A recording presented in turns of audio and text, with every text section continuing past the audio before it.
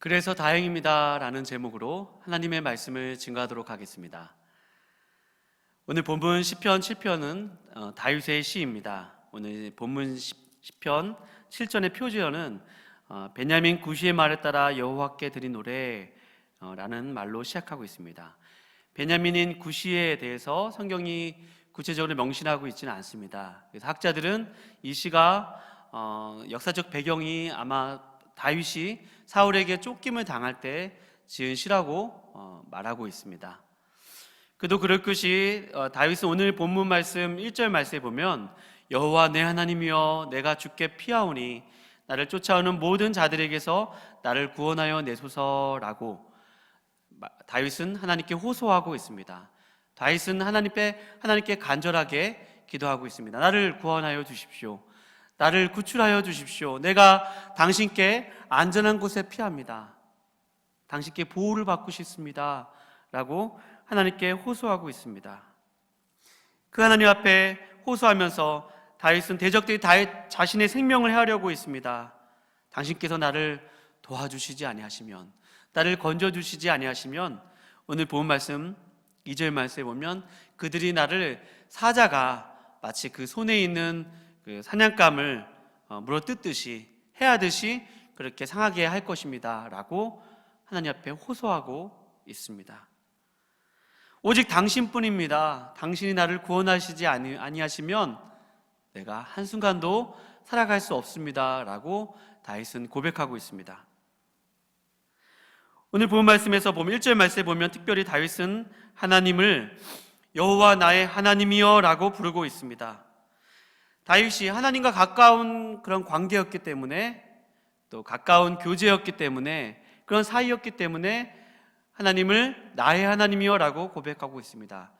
하나님은 저기 높은 보좌 위에 멀리 계신 분이 아니시고 나와 함께 하신 분이시라는 것이죠. 지금 여기에 계신다는 것입니다. 그 하나님을 향하여서 나의 하나님이여 라고 부르고 있습니다. 그런데 하나님은 하나님과 그렇게 가까이 있고 하나님과 가까이 교제하는 그런 다윗이지만 다윗에게 문제가 있었던 것이에요. 환난이 있었던 것입니다. 아주 기가 막힐 그런 상황 가운데 있었습니다. 그렇습니다. 우리가 오늘 본문에서 확인할 수 있는 것은 여러분과 제가 하나님과 가까이 지낸다고 하여서 문제가 없는 것은 아닙니다. 예수님을 잘 믿는다고 하여서 항상 세상이 요구하는 세상의 기준대로 형통하고 또 성공하는 것만은 아닙니다. 다윗처럼 오늘 환난이 있고 고난이 있을 수도 있습니다. 그럼에도 불구하고 여러분과 제가 붙들 수 있는 것은 우리가 오늘 송구영신 예배 몇 시간 전에 예배를 드렸죠? 송구영신 예배 때처럼 그 말씀처럼 지금 여기에 주님이 계시다는 것입니다. 지금 여기에 주님이 함께하고 계세요. 지금 여기에 주님이 같이 계시기 때문에 여러분과 제가 그런 환난을 만나도, 그런 고난을 만나도 주님 나와 함께 계시지 라는 믿음을 가지고 오늘 다윗처럼 기도할 수 있습니다. 다윗이 고통스러운 문제와 씨름하며 지금 내 곁에 계신 주님을 바라보았죠. 그리고 그 하나님을 의지하였습니다. 그리고 하나님께 기도하였습니다. 따라서 우리의 삶은 문제가 없는 삶이 아닙니다. 그 문제를 만나도 그곳에서 나와 함께 계신 주님, 내 곁에 계신 그 주님을 붙들고 나의 삶과 연관지어서 그 주님을 바라볼 수만 있다면, 그 주님께 기도할 수만 있다면 여러분과 저는 소망이 있습니다. 여러분과 제가 시편을 읽으면서 참 감사한 것은 시편의 기자들이 겪는 그 어려움들과 여러분과 제가 겪고 있는 어려움이 많이 닮아 있다는 것입니다. 그 어려움 속에서 시편의 기자들은 하나님을 찾았습니다. 이 삶의 모순과 같은 그런 일들, 다 이해가 되지 않는 일들, 예측할 수 없는 그런 일들, 다 헤아릴 수 없는 그 일들 앞에 하나님 앞에 마음을 토하고 하나님 앞에 기도하였습니다. 그리고 그 하나님께 시선을 고정하였습니다. 그리고 그 하나님이 누구시고 그 하나님이 나를 위해서 지금 무엇을 행하고 계시는지 그 기도 중에 그 응답을 받고 그 하나님께서 주시는 그 음성을 붙들고 다시 일상 가운데 나갔습니다. 창조주이시며 구원자이시고 자신을 사랑하시는 이에게 그의 손 앞에 우리의 모든 인생을 맡겼습니다. 그 시편의 이야기들은, 그 어떤 이야기들은 그렇게 하나님 앞에 탄원하며 시작하고 있지만 그 하나님을 만나는 것입니다. 오늘 본문에서도 다윗은 그 하나님을 만났어요. 그 하나님이 어떤 분이신 줄 알게 되었어요. 다윗에게 가장 힘들었던 것은 지금 겪고 있는 그 일 자체의 고통도 있지만, 그러나 내가 왜 이러한 일을 겪어야 되는지 잘 해석이 되지 않았습니다. 하나님 앞에 호소하였죠. 탄원하였죠. 그래서 오늘 본 말씀 보면 3절부터 5절 말씀에 보면, 하나님, 내가 이런 일을 행하였거나 이런 악을 행했다면, 내 손에 죄악이 있다면 나와 화친한 자에게, 내 친구에게 까닭없이 그를 해하고 그가 가진 것을 빼앗은 일이 있다면 내가 당한 일은 마땅합니다. 하나님, 내가 이런 일을 당하는 것은 많은 일이에요. 그런데 하나님, 이 일들에 대해서 하나님 한번 판단해 주십시오. 하나님께서 이 일에 대해서 한번 심의해 주십시오 라고 주님께 호소하고 있고 탄원하고 있습니다. 그 하나님께 간절하게 기도했을 때 하나님께서 오늘 본 말씀 8절과 11절 말씀에 보면 하나님께서 다윗에게 한 가지 사실을 알게 하여 주십니다. 하나님이 어떠한 분이신 줄 알게 하여 주세요. 특별히 오늘 본문 11절 말씀에 보면 이렇게 기록되어 있죠. 하나님은 의로우신 재판장이시며 매일 분노하시는 하나님이시로다 라고 고백하고 있어요. 사람이 회개하지 아니하면, 계속해서 말씀해 보면, 그가 그의 칼을 가시며 그의 활을 이미 당기어 예비하셨도다 라고 선포하고 있습니다. 하나님은 만민에게 심판을 행하시는 분이십니다. 하나님은 심판주이시죠. 하나님은 온 세상을 만드시고 또 지금도 그것을 보존하고 섭리하시는 분이십니다. 또 만왕의 왕이세요. 또 만주의 주이십니다. 그 하나님께서 세상을 지금도 심판하고 계신다는 그 사실입니다. 특별히 오늘 본 말씀 11절 말씀에 보면 매일 분노하시는 하나님이시라고 합니다. 그러니 하나님의 심판은 어제 있고 오늘 없는 것이 아니라 오늘도, 지금 이 순간에도, 또 내일도, 영원부터 영원까지 하나님의 심판은 계속된다는 그런 사실입니다. 그분의 판단과 심판은 언제나 선하시고 그분은 의로우신 분이시기에 다윗은 오늘 그 하나님의 그 심판대 앞에서 하나님께서 그 심판대로 악인의 저들의 악행을 멸하여 주십시오. 저들의 저런 잔해한 폭력들을 멸하여 주십시오. 저들의 노를 막아주시고 하나님의 분노로 일어나 주십시오. 깨어나 주십시오. 하나님, 저를 도와주십시오 라고 오늘 호소하고 있습니다. 하나님께서 그렇게 의로우신 분이시고 또 심판주이시기 때문에 자신의 이 일들을 하나님 앞에만 호소하고 있는 것입니다. 분한 마음과 그 억울한 감정 때문에 자신의 인생을 허비하지 않았습니다. 또 그 문제들을 회피하려고 또 그 일들에 대해서 직면하지 않는 것이 아니라 그 문제들을 가지고 하나님의 보좌 앞에 나가서 하나님께만 호소하였습니다. 하나님의 판단에 맡겼습니다. 그때 하나님은 하나님이 의로우신 재판장이심을 보여주셨습니다. 따라서 여러분과 제가 오늘 이 다윗이 보았던 이 하나님께서 다윗에게 알려주셨던 이 하나님의 이 행하심, 하나님의 심판주이심, 이것이 여러분과 저에게 어떤 소망을 가져다 줍니까? 그것은 여러분과 제가 하나님을 믿을 만한 분으로 신뢰할 수 있다는 그 사실입니다. 하나님의 심판이 의로우시고 하나님의 심판이 언제나 정당하시고 하나님의 심판의 기준이 언제나 공평하시다면 여러분과 저는 언제든지 하나님을 맡길 수 있습니다. 하나님을 신뢰할 수 있어요. 또 우리가 살면서 너무 내 것만이 옳다고 주장하지 않아도 될 것입니다. 그럴 때 있잖아요. 내가 하는 일이 다 옳아라고 주장하지 않아도 돼요. 시시비비를 가리지 않아도 됩니다. 왜 그렇죠? 하나님께서 의로우신 재판장으로서 지금도 다스리고 통치하시고 다 알고 계시기 때문입니다. 또 누군가 나를 공격하고 나를 괴롭힌다면 그것이 그의 악행으로 일어난 일이라면 그것을 하나님께 맡길 수 있죠. 하나님의 심판에 맡길 수 있습니다. 그러니까 원수 갚는 것이 내겠다고 말씀하신 것처럼 내가 그 원수를 다 갚지 않아도 돼요. 하나님이 공의대로 심판대로 어떤 사람이 나에게 대해서 악의로 그런 일을 행한다면 그 악대로, 오늘 본 말씀에 보면 15절 말씀에 14절 이후에 그런 말씀이 있거든요. 악인이 죄악을 낳으며 죄악을 베어 거짓을 낳았도다. 그가 엉덩이를 파 만들며 제가 만든 함정에 빠졌도다. 그래요. 하나님이 누군가가 그 악행으로 그런 일을 한다면 자기가 만든 그 악행 때문에 자기가 걸려 넘어지게 하나님이 만드신다는 것입니다. 그러니까 여러분과 제가 너무 원수 갚으려고 똑같이 행하려고 할 필요도 없습니다. 그냥 하나님의 손에 맡기면 돼요. 그러니 다행이죠. 하나님이 그것을 다 알고 계시고 하나님이 다 갚아주시기 때문에 여러분과 제가 그런 악들에 대해서 다 대응할 필요가 없습니다. 그러니 우리의 모든 것을 판단하시고 지켜보시는 그분이 나의 하나님 되시기에 여러분과 저는 다행입니다. 그 하나님의 판단을 신뢰할 수 있고 믿을만하다 고백할 수 있습니다. 그 하나님께 우리의 모든 것을 전적으로 맡기고 신뢰할 수 있습니다. 오늘 다윗은 그 하나님을 의지하였어요. 그러나 여러분, 하나님이 내 편이 되시기 때문에 다윗이 하나님을 내 편이라고 고백하고 또 다윗이 하나님을 의지하였는데 하나님이 어떤 공의도 없이 어떤 기준도 없이 심판하시는 것은 아닙니다. 그래서 다윗이 그 하나님 앞에 하나님, 내가 이런 일을 행하였거나 이런 일을 악행을 저질렀다면 하나님의 공의대로 판단해 주세요.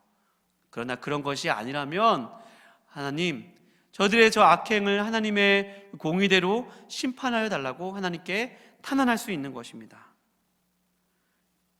그것이 우리가 하나님을 신뢰할 수 있는 그런 근거가, 또 하나님을 신뢰할 수 있는 그런 의지의, 그런 믿음의 근거가 됩니다. 하나님은 계속 다윗에게 귀한 말씀을 주시는데요. 그래서 오늘 본 말씀 10절 말씀에 보면 다윗이 그 하나님을 신뢰하고 또 하나님을 방패 삼는 것이 이런 말씀이 있습니다. 나의 방패는 마음이 정직한 자를 구원하시는 하나님께 있도다 라고 고백하고 있어요.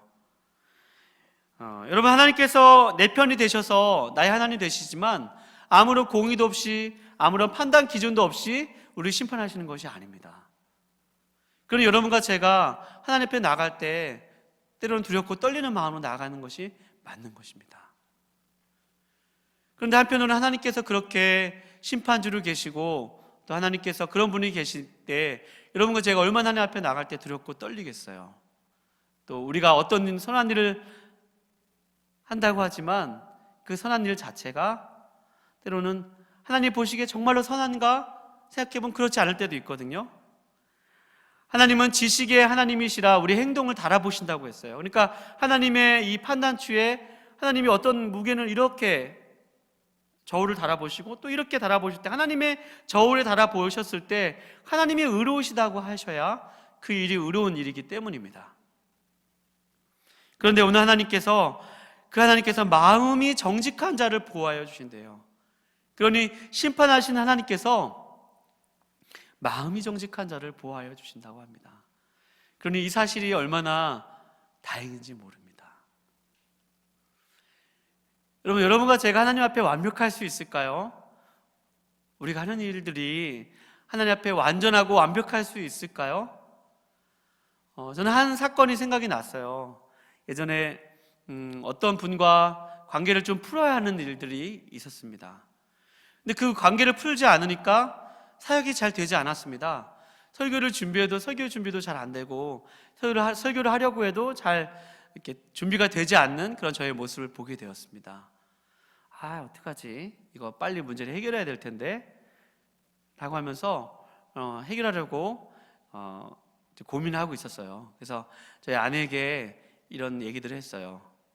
여보, 내가 이 일을 해결하지 않으니까 사역이 잘 안 되는 것 같아.